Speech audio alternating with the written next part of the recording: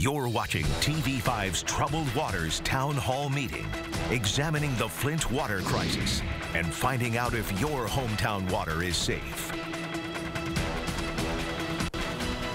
Good evening, hello, and welcome to TV5's special town hall meeting on the Flint water crisis. We are live from our downtown Flint studio. I'm Sam Merrill alongside Colette Boyd. Now, the Flint water crisis has not only dominated local headlines, but it's now in the national spotlight. And tonight we are joined by more than a dozen of the men and women who both expose the problem and are working day and night to fix it. Our aim tonight is really to start a productive and helpful discussion on what can be done to get families in Flint some clean drinking water out of their faucets as soon as possible. But aging infrastructure is not just a Flint problem, of course. So during the next hour, one of the things we'll also be doing is talking about the risk of something like this happening in another mid-Michigan community. What we don't want to do, however, right now, for tonight anyway, is to focus on blame. There is, after all, the U.S. Attorney's Office, the FBI, the State Attorney General, all investigating who was at fault. There are also congressional hearings now underway. Tonight, instead, we want to center this discussion on how we move forward. That's right, but before we begin, we do need to take a quick snapshot of how we got to this point. In June of 2013, Flint decides to move away from the Detroit water system and instead use Flint River water. It was a move that was expected to save the cash-strapped city several $1 million. Now, after that switch takes effect in the spring of 2014, thousands of residents, well, they start complaining about the color, the stench, and even the taste of the water. And then in April of 2015, after months of denying that there are any problems at all with the water, emails between the EPA and DEQ show there was concern over the lead levels in the water. The DEQ also indicates to the EPA that there is no corrosion control treatment in the water whatsoever.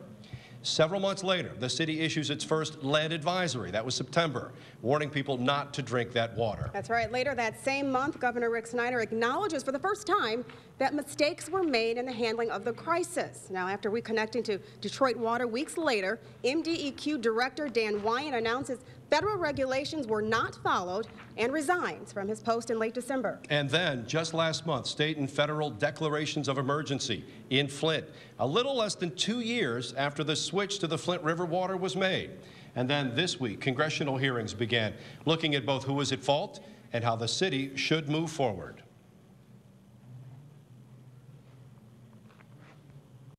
Yeah, I understand the need not to panic and jump to conclusions, but shouldn't somebody somewhere have told you a little sooner than January of this year, 10 months later? Well, you always wish that was the case. Again, that's looking back in history. I think Harvey handled it in terms of telling the department he didn't have the subject matter expertise. They should look into it, and if they saw an issue, they should bring it to my attention. They didn't bring it to my attention. Critics are saying things like, you were late knowing about the lead. You were late knowing about the Legionnaires. How many more times is this governor going to get to say, nobody told me, until somebody says, hey, who's running things over? Well, those are the two same issues. They've just been repeated quite often. But again, the facts are the facts, and I'm focused on putting a solution in place. What about digging up the lines? When is that going to happen? You really start by reestablishing the coating on the pipes, making sure through scientific testing that the water can be safe coming out through that process. We need to do a whole assessment of the infrastructure in Flint. Right. No one knows where the pipes really are or what those pipes are. Does it really take this long? Excuse me, you have to do the assessment of the infrastructure. And again, records were not kept on many of these pipes, and so that takes significant work because you want to know what you're dealing with. This really takes that long? Because, people have been living with bottled water in their homes for 2 years now. Well, again, they want those pipes dug up. Can you tell them when that's going to happen? Well, again, that's an issue throughout Michigan. There are many lead pipes. The goal here is to get the pipes recoated, again, have that scientifically validated so people can have confidence that the water is safe to drink. So by the end of this year, this calendar year, will we see pipes being replaced? The goal here is to get the water safe to drink. That's the focal point, and it's not based on time or chronology. It's based on scientific tests and results validated by third parties. Do you think people will trust the water again if the lines aren't replaced, if they're just recoated? Well, again, that's what took place for many years here and takes place in most of Michigan where there are lead pipes, and most of the country. Again, that's only when they're shown to be safe based on test results. And again, that's that process. And again, Mark Edwards, who is one of the key people that have identified this whole issue, is actually we were following a number of the protocols and his advice on how to address this problem. So I hope people have confidence in what's the next step. Why not release the 2013 emails? The question that came to me is, when did I first know about the lead issue? It wasn't about something back in 2013. It was still on Flint River water.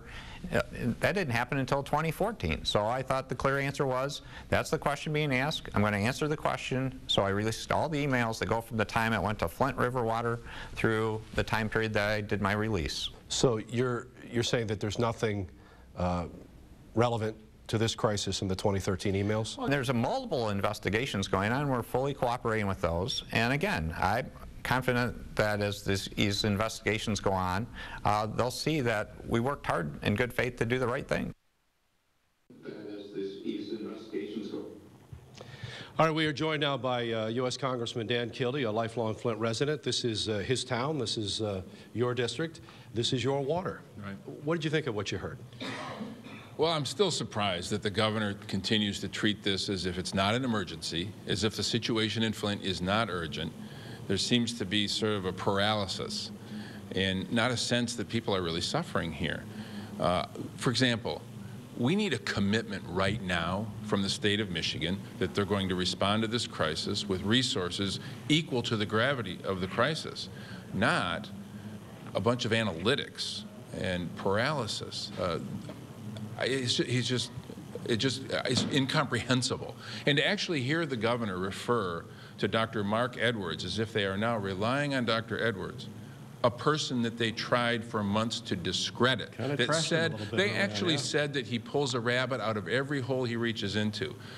The governor treats this as if it's a public relations problem for him. Right. This is a public health crisis for the people of Flint. Are you encouraged at all by, there seems to be a lot of activity now, and there seems to be an increased focus.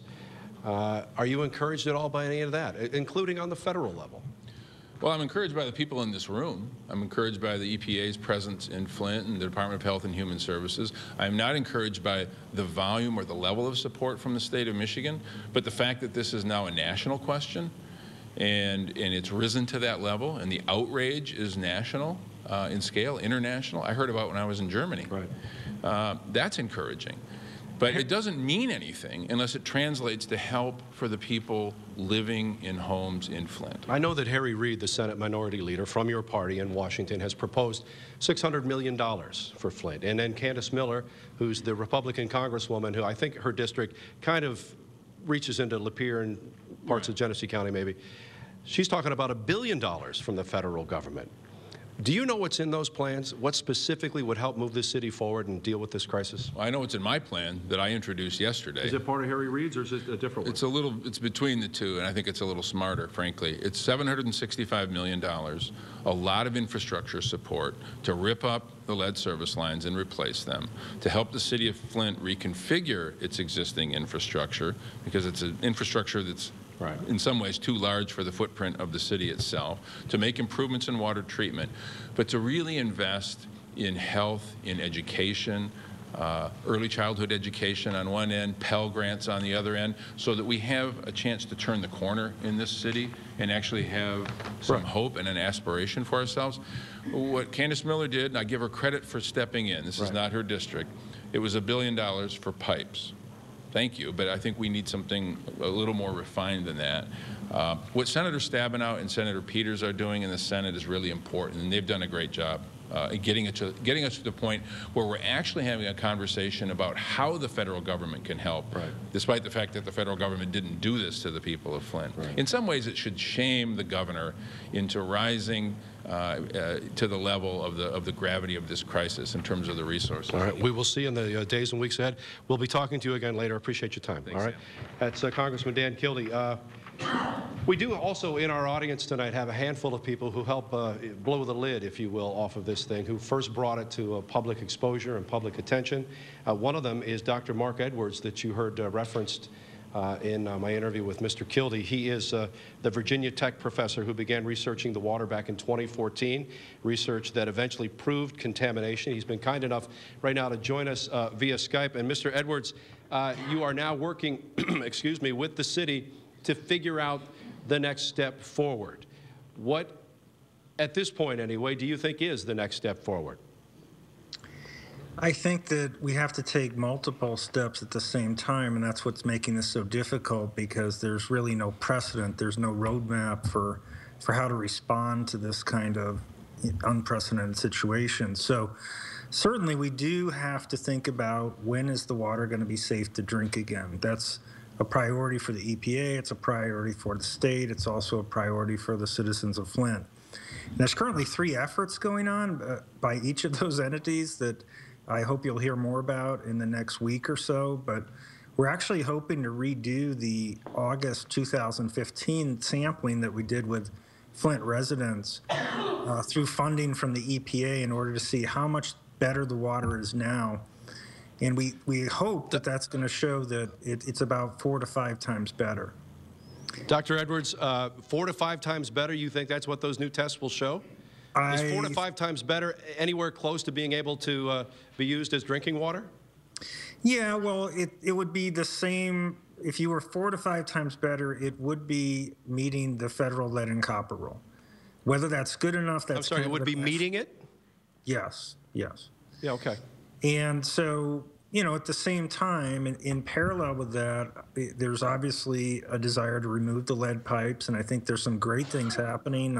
Verge Bonero came to town with his team from Lansing, and to the extent they can get some money, they can start doing some of these full pipe replacements and doing it right. It's possible, if enough money was made available, that the pipe replacements could be done in a year or a few years, you know, 1 or 2. Okay. Dr. Edwards, we're going to come back to you a little bit later on. I want to hear more about Verge Bonero, the mayor of Lansing, and what they've done there, because it sounds really fascinating and probably pretty applicable to the situation Absolutely. here in Flint. So we'll talk about that a little bit later on. Thanks for your time for right now, okay? Okay. Colette. Thank you, Sam, for that. You know, a real fighter, a crusader, is Flint native Dr. Mona Hanna Atisha. Now, she's a pediatrician at Hurley Medical Center. You know, you are a real lifesaver, and a lot of people around the country, they now know of the great work that you've done. She conducted research showing lead levels of children at nearly doubled since the switch to 2014. Now, she's leading the charge in getting Flint families the medical help that they need. Thank you so much for joining us. You know, with a public health background myself, I have a master's in public health from U of M as well, like you do. When we approach these problems, we think about it as a multifaceted solution that we have to do. You cannot just get bottled water out there. There's so many other aspects to it: health disparities, access to health care. Where do we go now to get the people in Flint on the road to better health and wellness? Right. So our goal is that this is just going to be a speed bump, and we are going to have a brighter future than we had yesterday. So we have to look at it in a whole child perspective. There's no pill for lead. There's no antidote for lead. So we have to buffer this exposure with everything we can do right now. That's why we're in a state of emergency, because if we don't surround these children with the necessary wraparound services, we will see the consequences of lead poisoning. So they need great nutrition. They need, in the short term, diets high in iron, calcium, vitamin C that will limit the absorption of lead. But in the long term, they need access to great nutrition to promote their brains developing.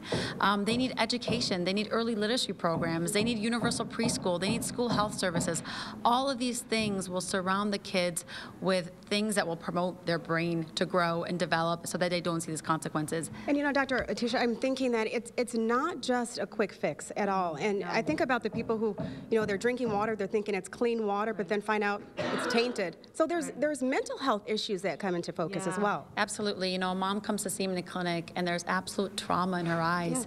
There's governmental betrayal for 2 years, trauma from that, and trauma of the unknown. What is going to happen to my child? There's mommy guilt. Even when they knew in their gut this water was not good, they couldn't afford the alternative. So we are actively reassuring our families, our moms, and our dads, saying, hey, not every kid is going to have every problem. Love them, read to them, stimulate them, turn off the TV, put them in preschool, give them great nutrition, and go to the doctor. Go to the doctor for regular visits, and we check their development at every visit. And doing all those things, hopefully, will buffer this. That's great, great advice. And we have to say, everyone in the country thanks you, and the kids and the families in Flint, thank you for all the great work that you've done. The heroes are all here, so it took a village to save a village. Appreciate it. Thank you, Doctor. Sam? All right, we're going to take our first commercial break, but when we get back, we're going to talk about the possibility of this kind of infrastructure malfunction, breakdown happening elsewhere in mid-Michigan. We'll be right back.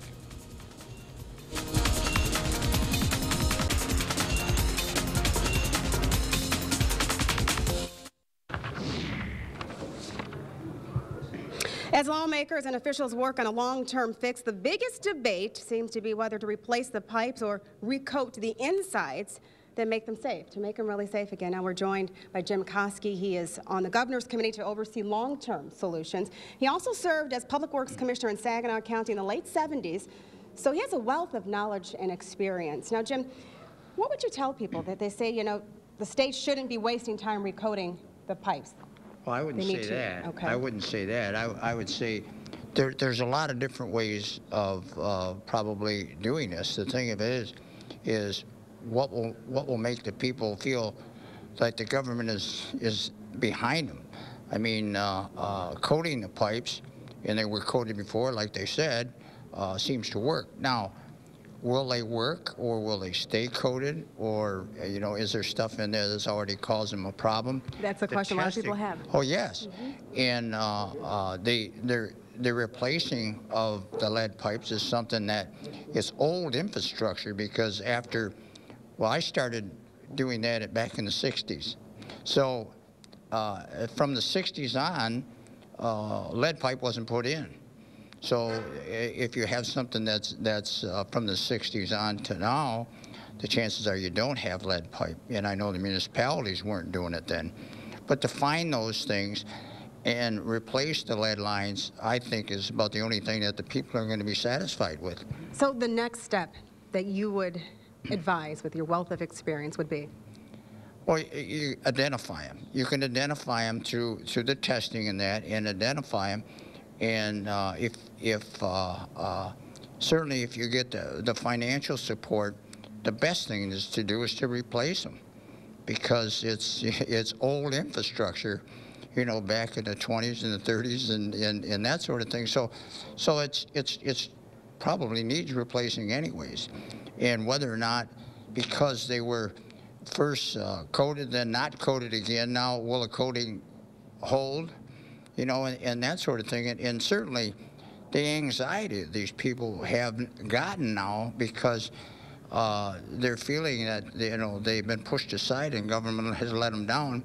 And that's a lot of things that we need to take into account. It's not a quick fix by any means. There's a long-term solution. We thank you for joining us today. Appreciate that. Sam? All right, joining us right now, we are lucky enough to have a representative of the NAACP. Dr. Pamela Pugh has decided to join us tonight. We're glad that she did.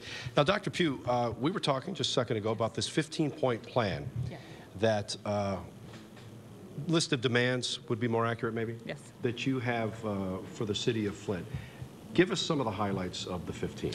So the 15-point plans obviously speaks to the emergency management law and repealing that law, but also looking at the infrastructure. And this plan is built on the NAACP at the local, state, and federal level, national level, wanted to make sure that the people of Flint were heard and that their voices are being, and their concerns are being taken to the national level.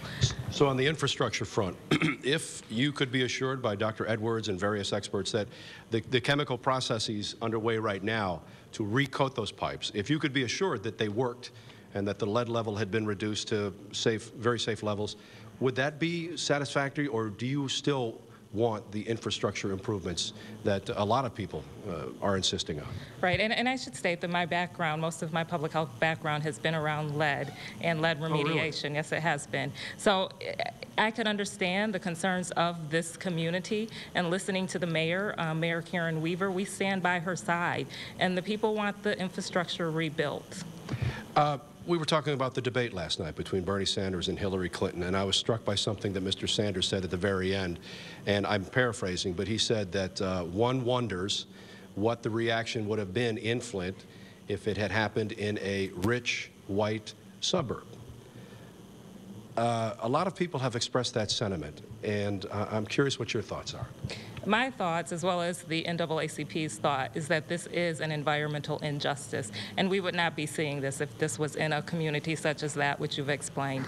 And we should also note that in 2010, there was an environmental justice directive that was put out by Governor Granholm. There is an environmental justice plan that speaks to these issues, not just here in Flint, but across the state. So if the governor would enact that, we feel that, that we'll fully enact that, we feel that these types of things would be addressed proactively. Yeah.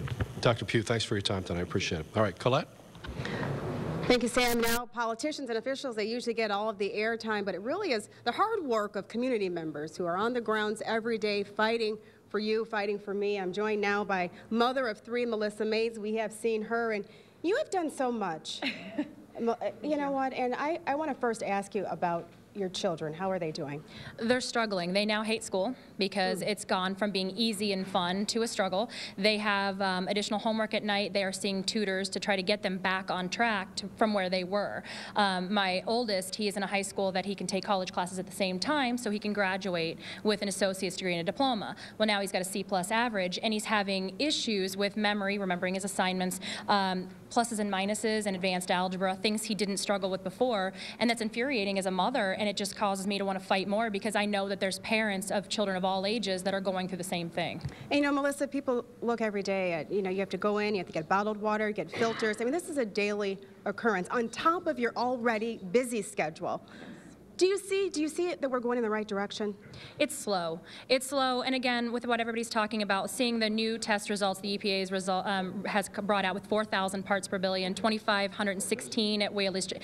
The recoding's not happening fast enough. It's not enough for us. There are so many people that I know that have still tested 3 times the max, and as we know, there's no safe level of lead. So until that's 0 in every home, it's not enough. And until we see shovels in the ground and until we see this whole infrastructure rebuilt, other families like mine, we're just not going to feel good or safe or cared about. And that's been the biggest thing, is that we've been dismissed for so long, we were ignored for so long, and our children paid the price. And we need this rectified from all levels, and that's why we have the class action lawsuits. Julie Hurwitz is here with me. That's why we're working with the lawmakers here to get these bills pushed so this never happens again and people can actually regain some faith in the courts and the justice system. Thank you, Melissa. It looks like you are going to keep on fighting. Definitely. Okay, thank you for that. Sam? All right, Jim Ananich is the state senator from this district. This is his district. These are his people that are being affected, people like Melissa.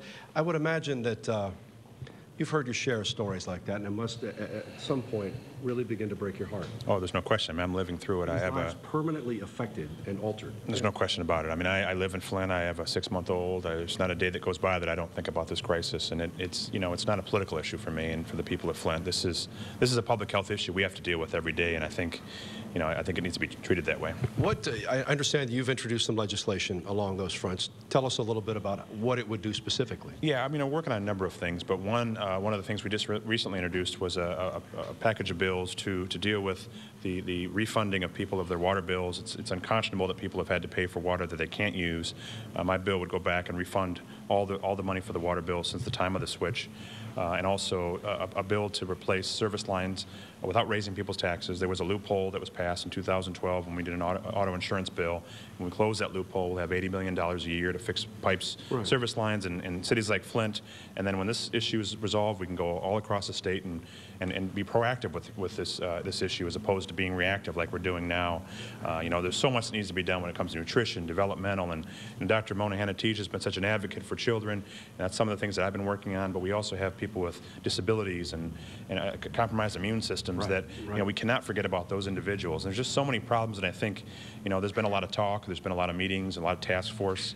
We need a lot more action, and I think that's really important. Like you said, you have to get, instead of reacting, you have to start getting out in front of these things and being proactive. No question about it. This is not something, this never should have happened, and it should never happen to people in Flint again, but we also got to make sure it never happens to anybody else. Jim, thanks for your time. We'll be talking to you again later, okay? Colette? Thank you, Sam. We are now joined by State Rep Sheldon Neely. You know, a lot of the focus so far has been on bottled water, getting more water, filters, but really, what can the state and the House do? for a permanent fix. That's what we need. Well, we need a supportive governor. You know, his response has been anemic at best, very slow to respond to this crisis. You know, we have a crisis in confidence. You know, no one wants to drink the water here in the city of Flint, and we have to move to more of a sustainable level of service for our residents. Soldiers going to your door with bottles of water, cases of water is not sustainable. We need to look at a long-term plan to get to the finest finished product of replacing the pipes in the ground. He has a non-sustainable plan on the ground right now. You have 200 soldiers on the ground. You have state troopers. You have Red Cross. It mirrors a third world country, in my view. So when we talk about the governor's dashboard, I think all the airbags have went off, and we need to make sure we need to speed up the progress as moving the city forward and get a sustainable plan for the residents of the city of Flint. A sustainable plan. Okay, thank you, Rep, for joining us today. Sam? Vanessa Guerra is a state representative from a little north of here. These are not, strictly speaking, your constituents, but this is an issue that we have been talking about that is something that could jump boundaries, jump district boundaries, and become a problem for Buena Vista Township or for Saginaw or Benton Harbor or any older industrial aging city in Michigan. Why has, to this point, do you think, the will to fix the infrastructure that everybody knows and has for generations needs to be fixed? Why can't we get that done? I think the will has been there by our local officials. So our cities and our townships and our counties have been asking for greater funding from the state regarding infrastructure for years now. But when the governor makes his budget and when we release a budget, it's a reflection of our priorities. And infrastructure just has not been a priority for so long. We talk about roads, but our counties and cities and townships, they're asking for money for our water mains and for our street lights and our roads as well. But all of those things that encompass infrastructure is what is so essential. It's part of the problem. Excuse me, that is just so incredibly expensive. You're talking about tens, if not hundreds of billions of dollars over the course of many years. Is that what scares maybe lawmakers and legislative leaders and maybe even the executive branch off a bit? Right. Certainly, I think the cost of all of this, investing in new infrastructure might scare them a bit, but we've had a surplus the past couple of years now, and knowing that these infrastructure needs exist, we should have been putting money away years ago to be able to invest in this and to look at our water mains, because, the aging infrastructure is not unique to the city of Flint. It's across all of our major communities in the state. Well, maybe this will be the thing that finally triggers some action. All right, Vanessa, thanks very much. Colette? Thank you, Sam. We're going to take a quick break right now, but when we come back, we're going to talk to families affected by the crisis and what you should do if you're concerned.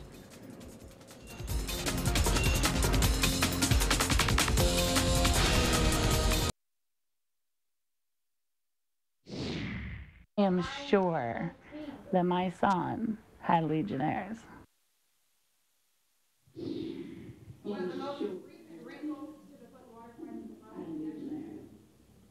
Most recent wrinkles to the Flint water crisis, a possible connection to Legionnaires. Research is still inconclusive, but many people like Heather Beach believe there is a connection. Yeah, in fact, Colette, many people say it impacts your skin, and people like Ariana Hawk, whose little boy became famous across the country a week or so ago when he was featured on the cover of Time magazine. Little Sincere, right? Yes. Became kind of the living, breathing symbol of this awful event in Flint. And Ariana is kind enough to join us. Both Ariana and Heather and her husband Jay, they are all here tonight, and we're going to begin by talking to you. First of all, how's your little boy? He's doing better. He's getting better. Yeah, I remember the story that we did. It sounded like the first few nights were just pure hell for him, with the burning and the itching. And if they're pure hell for a 3-year-old, I know they're hell for mom too, right? Right. Yeah. Problems. What has the doctor been telling you? Just to keep the antibiotics on him, keep him out of the water, just try to keep him oiled down as much as possible, and just refrain from using the water right now. And you have had Sincere tested, correct? Mm-hmm. And what were the results? He was a 5. Him and my other son both were 5. So, we go to the doctor Friday to find out where we go from there. Okay. And maybe at some point, because I don't know what that means, a 5. Is that...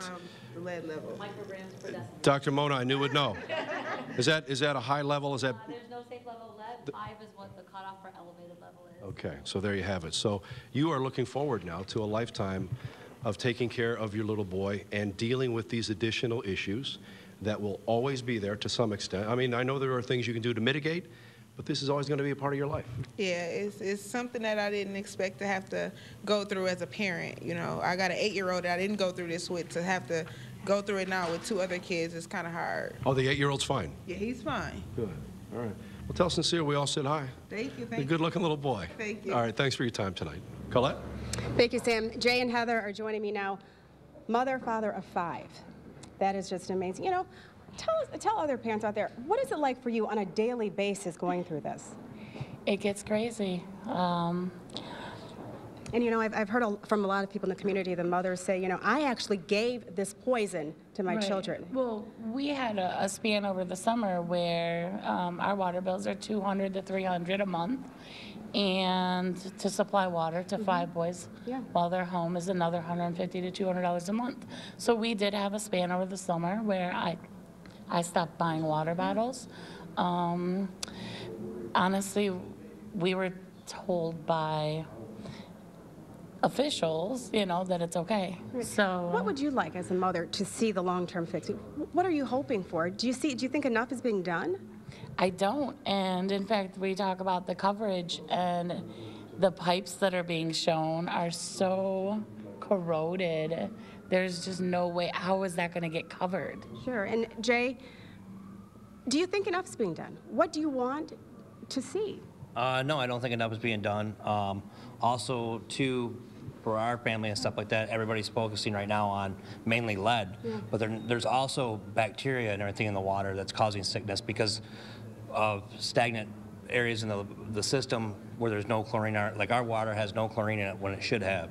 And then also, we already have, you know, we're going to have these kids coming up that are going to need special needs in school and stuff like that, and we already have a failing education system in Flint right now. And you think about college education saving for those costs, and now there's an added cost onto that because of this crisis.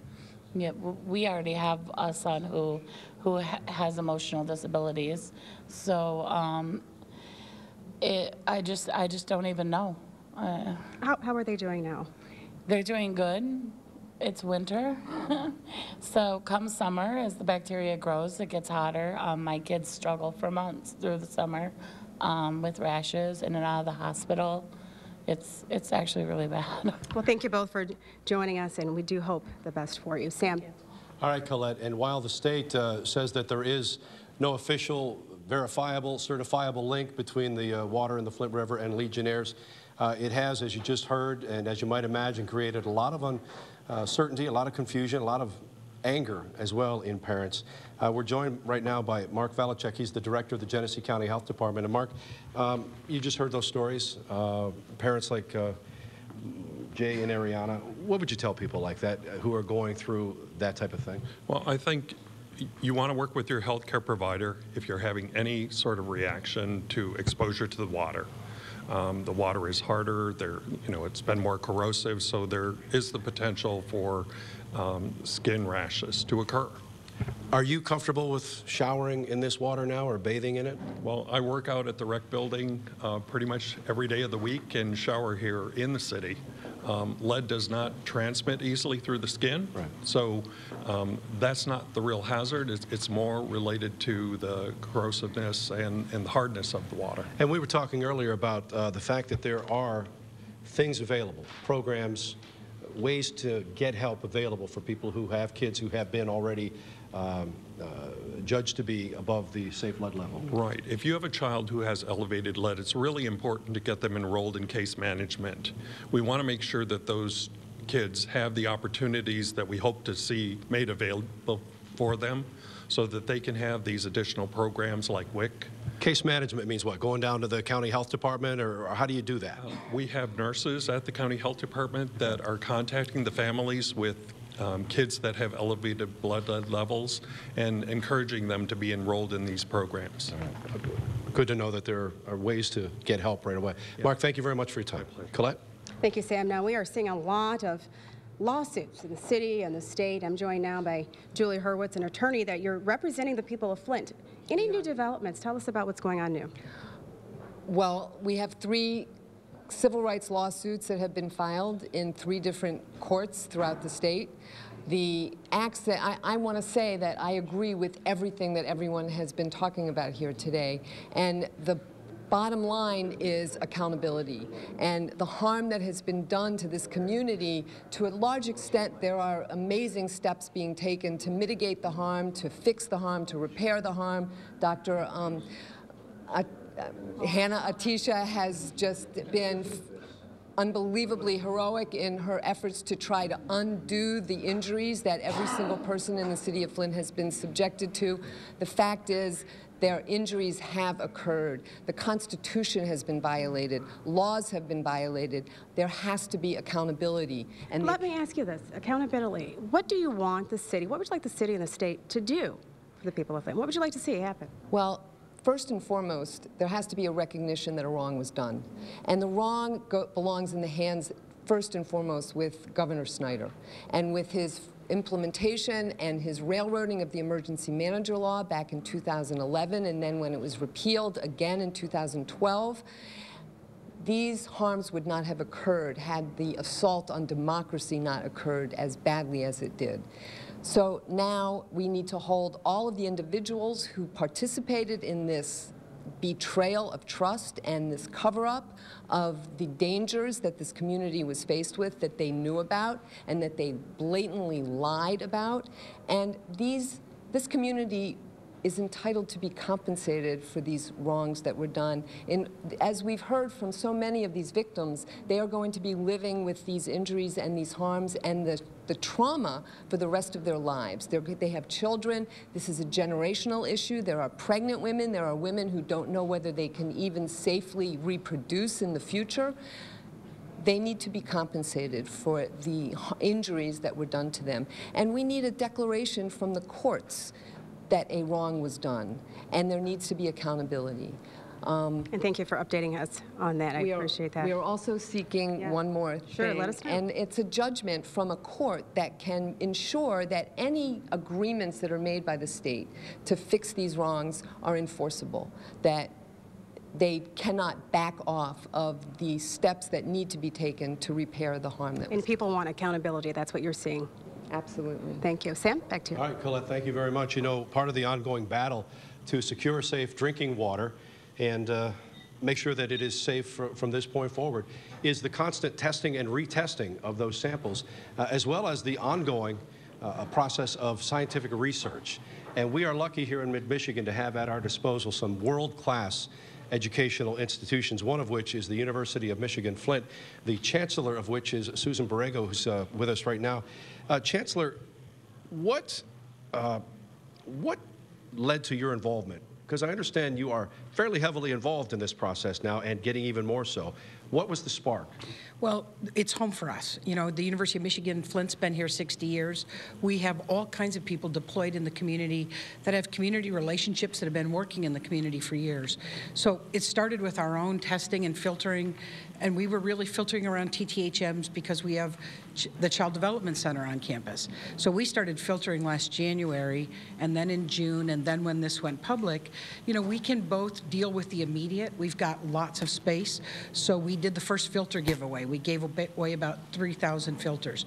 We've provided space for the meetings with the NAACP, and all kinds of things are in motion so people, the university can do that piece. We can also participate through early childhood education programs. We have nurses out in the community doing lead testing. We were doing the GIS mapping on campus with Dr. Kaufman. So there are a number of ways in which this is home. You know, the economic impact of the university is $80 million.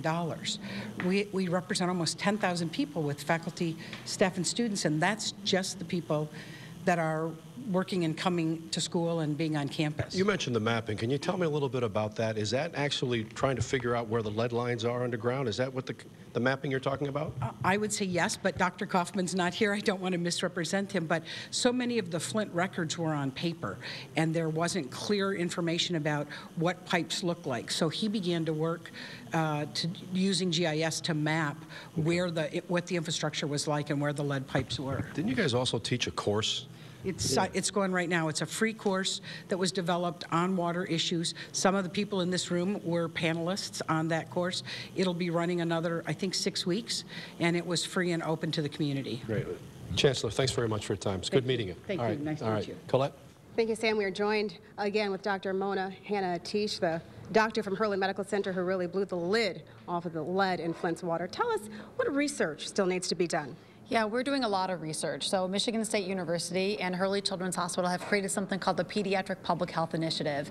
And we're going to do three things. The assessment. This is the research on how bad was this exposure. We have lots of ongoing research projects with many collaborators from all over the state to see what happened, what really happened. We're looking at how many children were not born because of this, other maternal fetal complications because of this exposure.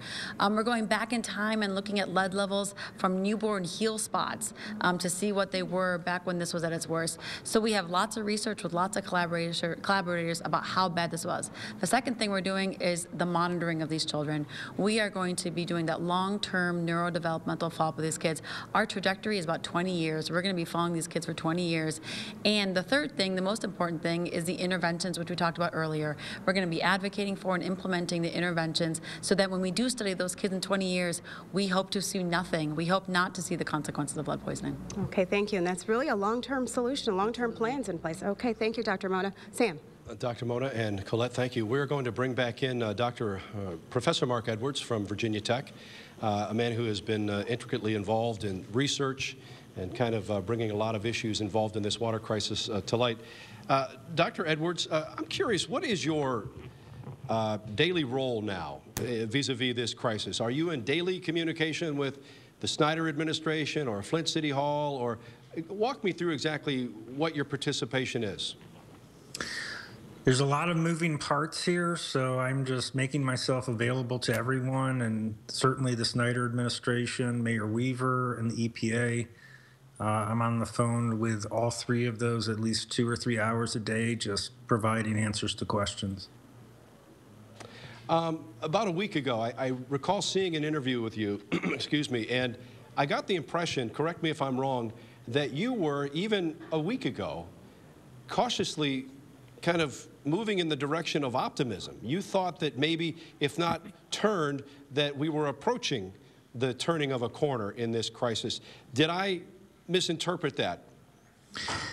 No, you didn't, because the immediate health threat is largely behind us now. So people have bottled water. Yes, the lead in water is too high, but people have bottled water. People have filters. We think the water is as safe as any other city for bathing or showering. So now that that's behind us and the recoating of the pipes is occurring, and by the way, that has to occur. It's not just for the lead. It has to occur for the copper, the galvanized, and the iron pipes so that those pipes last a long time. So I think, the immediate health threat is behind, and we have to do everything we can now in this intermediate term to put things right. I'm supposed to toss it back to Colette. I'm curious, though, you raised something that intrigues me, and I'm kind of dumb about this stuff. I'll freely admit that. Is there a possibility that these pipes will not recoat, that adding whatever you want to them, as much as you want, is fine, but that there is something that has been so damaged in this process that these pipes just are not capable of resealing? They will absolutely reseal. So similar events have occurred in other places, and if you look in pipes all around the country, they look very bad. We don't let you look inside your drinking water pipes in general because we don't want you to see what's there. So there's no doubt that the recoating process it has occurred, is occurring, and the lead levels now are much lower than they were last August. I'm sure of that. Well, thank you very much for clearing that up and not making fun of my dumb question. I appreciate that. No dumb questions. Yeah. All right, Colette, back to you. That's right, Sam. No dumb questions at all. But Dr. Edwards said something very important. We never really get a chance to look at pipes that have lead in it. And we are joined now with Mark Durno with the EPA. Show us what you have here. This is a corroded pipe. Sure. This is what the pipes likely look like before the switch back to the Detroit River water, and also before the phosphate began being infused back into the system. Right next to it. Coming through that, and people were drinking water. The water was coming through something that looked like this. Yes, this is a pipe. The chlorine in the system acts as a corrosive agent, and this is the result. So what you see is scale, and the scale will eventually flake off and get into behind aerators within the faucet. within filters in people's drinking water systems and so forth. So, and this is the goal here, Mark. And this is what we want to see. We want to see the pipe coated with this white coating to protect the lead from leaching back into the water system. So we're dealing with two problems right now. The scale that's breaking off into the system, and also the fact that this coating isn't currently on these pipes anymore. So we have lead leaching into the water. We have lead getting into water samples through this scale.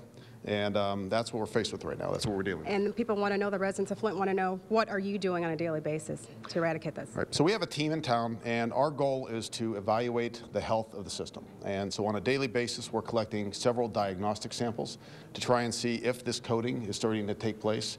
We're analyzing for orthophosphate or phosphorus to see if it's in the system, and it is. We're also analyzing for lead and other metals like copper and zinc, to see what the intensity or what the concentration of these chemicals are. And we are seeing, it seems to be some reduction in these chemicals, but it's really hard to tell because, again, because of the scale that's breaking off into the samples, it skews the understanding between the soluble lead, which leaches off the pipe, and the lead that we're seeing in the samples from the scale. So once this scale flushes through, then we'll get a real indication as to whether or not this coating is occurring again. Wow, and you're doing this throughout the city? How does it work? We're collecting samples at a number of locations. We're collecting samples where we know lead pipes exist currently. We're collecting samples where we've seen higher levels of lead through the Michigan Department of Environmental Quality sampling efforts. And we're also collecting samples where we think there might be problems. We've gotten reports of different types of situations like rashes. We've gotten reports of other concerns that residents have. And so we send our strike teams, that we call them, out to collect samples, check water quality parameters, check the chlorine in the system. We're going to be taking on a large chlorine assessment effort to see how well it's performing in the system.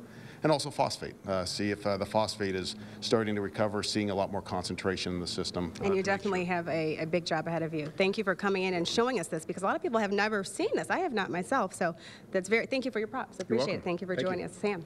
All right, Colette, we're going to take a quick break right now. When we come back, the emergency manager law. Not a terribly popular notion in this room. In fact, according to many in this room, one of the key precipitating factors in this crisis in the first place. When we come back, we talk about the push to repeal the emergency manager law.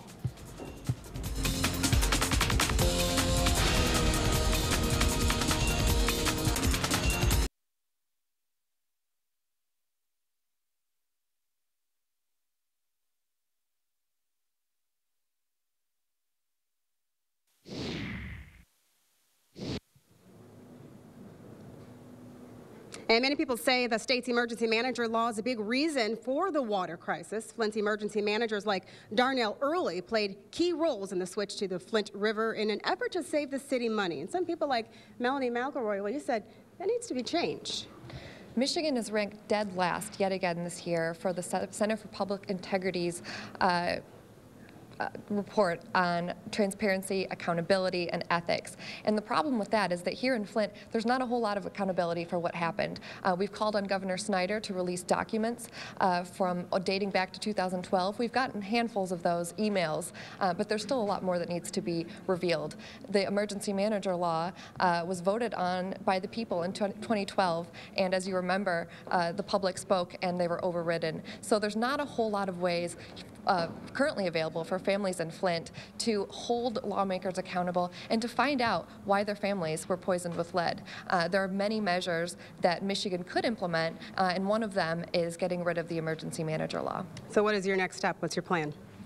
We would like to see implementations made here in Michigan to tighten our FOIA laws. That's the Freedom of Information Act, and that would allow families to access information related to the water crisis, to figure out who was responsible and when did they know about this, and how to move forward. And it's not really a blame game. It's not a partisan game. At this point, it's how can we prevent this from happening in other places, and having access to that information, having that information available online and affordable for people to look into is really the first step. We're one of 2 states in the nation that actually exempt the governor's office and our legislature from opening up their documents to FOIA. And I think the people in Flint deserve much better. Well, thank you for joining us and updating us on that. Sam. All right, Colette, the emergency manager, the law, the battle to get rid of it, that has been kind of a central component of something that we mentioned earlier in our show, the 15-point list of demands from the NAACP. Dr. Pugh is back with us again to talk about that. The EMF is really kind of in your crosshairs. Yes, and it's felt that this law is undemocratic. We're questioning the constitutionality of it, and we're also questioning why this law mainly affects people in communities of color. And why is it that local communities are not allowed to run their own communities? Why do you think it is the case that it affects primarily communities of color? That's a good question, and that's a question that the NAACP is going to get the answers to. And we know that there are some others that we will be partnering with that will be working along with us on determining that. Is it, do you think, I'm just theorizing here, that communities of color, with the possible exception of Detroit, are communities that don't have any real political power? That's a good question, and that again speaks to environmental injustices, because we know that we are left out of that decision-making process. And we know that here in Flint, parts of the mayor's responsibility or her powers have been returned, but all of her powers should be returned. We talked about Detroit and the school system that's under emergency management. We just learned that the emergency manager has resigned, the emergency manager that was here under the decision that was made to move the water to the Flint drinking the water. Right. But we want this law to be repealed in all communities because, as stated, it does grossly impact communities of color. Almost went the entire hour without bringing up the name Darnell Early, and there it was. All right. Thank you, Dr. Pugh. Appreciate it. Colette.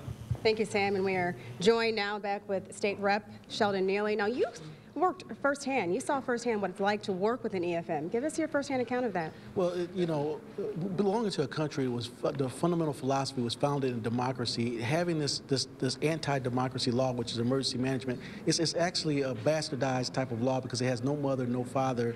And working under that type of control, and I say control, forced control, it was terrible, and this is the byproduct of that, a failed system that caused a health crisis.